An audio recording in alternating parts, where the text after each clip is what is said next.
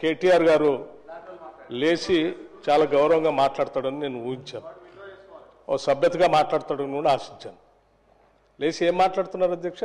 Essence of the డెమోక్రసీలో discussion ఉండాలా, debate ఉండాలన్నారు. సంతోషం. డిస్కషన్ డిబేటు వాస్తవంగా ఉండాలా, లేచి మాట్లాడిన ప్రతి మాట అబద్ధంగానే మాట్లాడాలా? What are we doing? You are not misguiding the house, not only the house, the entire state you are misguiding. వారు ఏమన్నారండి? అభయహస్తం పేరు మీద అడ్డగోలుగా అడ్వర్టైజ్మెంట్స్ ఇచ్చామని చెప్తా ఉన్నారు. సివిల్ సర్వీస్ స్టూడెంట్స్ కోసం మన రాష్ట్రం నుంచి పోతున్నటువంటి విద్యార్థులకి, పేద మధ్యతరగతి బడుగు బలహీన వర్గాలకు సంబంధించిన విద్యార్థులకి, ఇంక్లూడింగ్ ఈడబ్ల్యూఎస్ స్టూడెంట్స్ కూడా ఎవరైనా ఈ రాష్ట్రం నుంచి భారతదేశంలో నడుపుతున్నటువంటి యూపీఎస్సీ ఎగ్జామ్ కోసం డబ్బులు లేకుండా ఇబ్బంది పడతా ఉంటే వాళ్ళకు కొంచెం ప్రోత్సహిద్దామని చెప్పి మేము ప్రిలిమినరీ పాస్ అయినటువంటి వాళ్ళందరికీ, ప్రతి అభ్యర్థి ఎవరు అప్లై చేసుకుంటే వాళ్ళందరూ ₹1,00,000 ఇద్దామని చెప్పాం.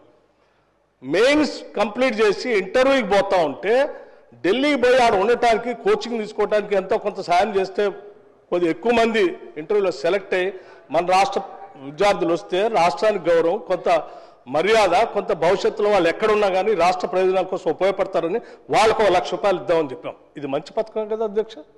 Is there anything wrong in this? In the interest of the స్టేటే కదా చేసింది. చేసిన దానికి మీరు 4 కోట్లు చేశారు, 40 కోట్లు అడ్వర్టైజ్మెంట్ చేసుకున్నారు. నేను అడుగుతా ఉన్నాను పల్లా రాజేశ్వరరెడ్డి గారిని, అడ్వర్టైజ్మెంట్ మీరు చూసారా? ఇచ్చామో? ఇది is it not a blanket statement of misguiding the house? Can't do like this. అధ్యక్ష వారు లేచి ఇంకో ఆయన లేచి మాట్లాడుతూ ఉన్నారు కేటీఆర్ గారు. ఏమండి 30% తీసుకున్నారు, కమిషన్ తీసుకున్నారు అన్నమాట.